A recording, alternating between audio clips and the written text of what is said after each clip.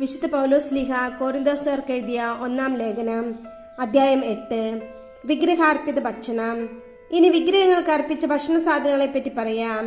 ഇക്കാര്യത്തിൽ നമുക്ക് അറിവുണ്ടെന്നാണല്ലോ സങ്കല്പം. അറിവ് അഹന്ത ജനിപ്പിക്കുന്നു, സ്നേഹമോ ആത്മീയോത്കർഷം വരുത്തുന്നു. അറിവുണ്ടെന്ന് ഭാവിക്കുന്നവൻ അറിയേണ്ടത് അറിയുന്നില്ല, എന്നാൽ ദൈവം തന്നെ സ്നേഹിക്കുന്നവനെ അംഗീകരിക്കുന്നു.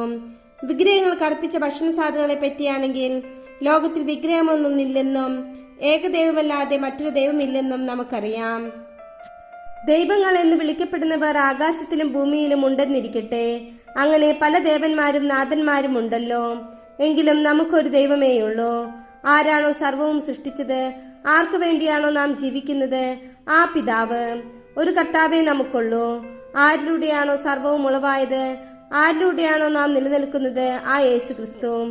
എങ്കിലും ഈ അറിവ് എല്ലാവർക്കുമില്ല.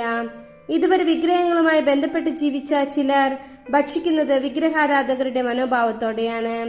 അവരുടെ മനസാക്ഷി ദുർബലമാകിയാൽ അത് മലിനമായിത്തീരുന്നു.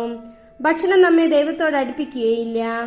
ഭക്ഷിക്കാതിരിക്കുന്നത് കൊണ്ട് നമ്മൾ കൂടുതൽ അയോഗ്യരോ ഭക്ഷിക്കുന്നത് കൊണ്ട് കൂടുതൽ യോഗ്യരോ ആകുന്നുമില്ല.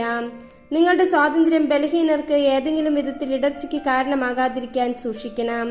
എന്തെന്നാൽ അറിവുള്ളവനായ നീ വിഗ്രഹാലയത്തിൽ ഭക്ഷണത്തിനിരിക്കുന്നതായി ദുർബല മനസാക്ഷിയുള്ള ഒരുവൻ കണ്ടാൽ വിഗ്രഹങ്ങൾക്ക് അർപ്പിച്ച ഭക്ഷണ സാധനം കഴിക്കാൻ അത് അവന് പ്രോത്സാഹനമാകുകയില്ലേ?